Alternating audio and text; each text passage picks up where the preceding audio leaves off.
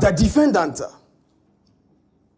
as you can see him, has moved into a compound house that is occupied by plenty of people, including our clients here. They are plentiful. Objection, Your Honor. Your Honor, this man said that, as you can see, the defendant have moved into this thing. As you can see him, he have said that like this. How have he moved? Objection, Your Honor. Your Honor, these petty arguments are very unnecessary, Your Honor. We obviously know what my learned colleague is trying to say, and we're all learned colleagues, so I believe we should be trying to, I am not your learner. So. And then one more correction. When somebody objects, you don't object to an objection. Your Honor, I thought we've been doing this ever since, so I thought that was something that was acceptable in this court. Yeah, and even the man tell you that he have blinked all this thing, but he have not blinked this man. Someone. Oh, what a fact it is, sir. And you have not blinked. Why you say the whole this thing? Chamber. Very good. You have not blinked. So don't tell Your Honor you have blinked something you have not blinked. Your Honor, did I say that I have brought something that I have not brought? It's okay. Can we... Thank you very much, Your Honor. The defendant moved into a compound house occupied by a lot of other tenants, including my client, our client, the plaintiff. That was 8 months ago. Your Honor, when he moved there, everybody welcomed him nicely. But he has been putting up some behaviors that are not human and acceptable in a compound house, for that matter. If you lived alone in your own rented apartment without any other co-tenants or neighbors, then you can do whatever you want to do with your own life. It is yours. You have every right. But in a compound house, you have a responsibility to behave as a citizen, a responsible citizen. Your Honor, what are the things I am talking about? Your Honor, the defendant here brings different girls to the house. It is not against the law. Morally, it is wrong, but it is not against the law. But Your Honor, when it goes to the extent where girls come to clash in their house and they begin to fight with weapons that can harm people, including children, in the house, then it is troublesome. Your Honor, we have my client has tried to talk to the defendant about this issue. Nothing good has come out of it. Your Honor, that aside, there are days that everybody will be in the house, including their children. That is where my concern is. You see a cloud of smoke coming out of the defendant's window. And per the experience of my client here, you can smell that it is a prohibited substance that is illegal to possess. I'm talking about cannabis or Indian hemp, if you want to call it like that. A smoke like that comes out of the window and it affects everybody in the house. Your Honor, we are suing for negative influence, disturbing public peace, and causing nuisance.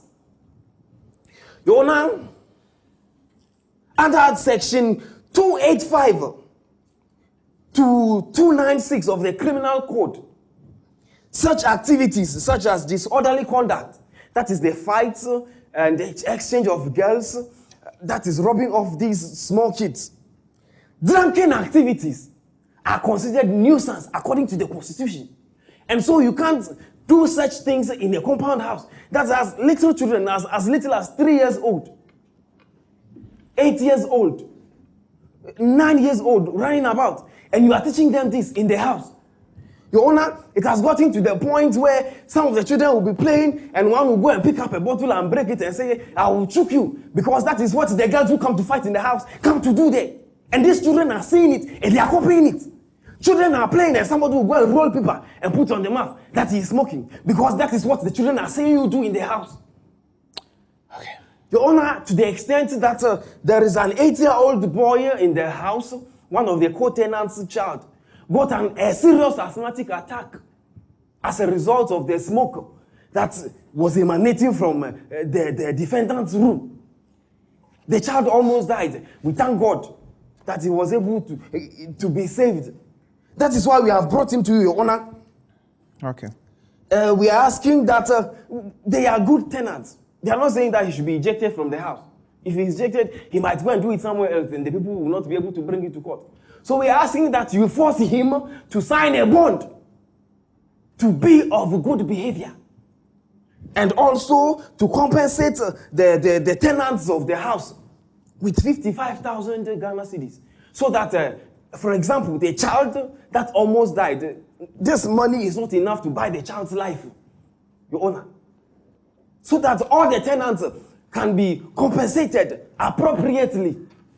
Your Honor, we will drop it here for now. And then... Your Honor, before my learned colleague drops it, Your Honor, did you hear that? No. Your Honor, somebody chuckled.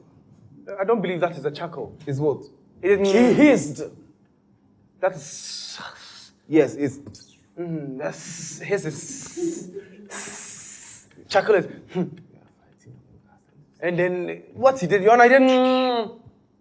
Your Honor, he chewed. I didn't hear it. No. You didn't... I didn't hear it. Do it again so that Your Honor can hear you. No. Let's go. Your Honor, now, let me quote this. Your Honor, dum inter hominis sumus colamus humanitatem. Your Honor, and it means, as long as we are among humans, let us be humane. Now, Your Honor, my learned colleague made a point that I should like to tell you. Your Honor, we made a point that they're children. Your Honor, and you know children between the ages of, say, between toddler to their teenagers, they are malleable. Malleable minds. That means they absorb everything they see, everything they hear. Your Honor, imagine your child was there and all these things are happening. And they fall to the acquiescence of the girls. Let's just say that the girls do not pay attention to the young man. But they pay attention to the young ladies who come there dressed in these provocative dresses. And they fall and they pay attention and the acquiescence to what is happening. They decide to grow and be like them because they believe that is how young ladies should dress. Your Honor, this is showing that our future children are at risk if this is supposed to go on. And Your Honor, my learned colleague made here a point that I would like to clarify. What he's been smoking there, we have no proof yet that it's actually cannabis, but it is only suspected because our client here has actually had experience with that because she smelled it a couple of times. So Your Honor, that is what we're saying. So Your Honor, like my learned colleague has said, Your Honor, this man should probably be, locked up somewhere, kept out of the public. Kept out away from children who are so malleable, like your child, Your Honor. You wouldn't want to be in this situation, Your Honor. It's just very sad. Thank you. Thank you. You are welcome. Let's hear from the defense.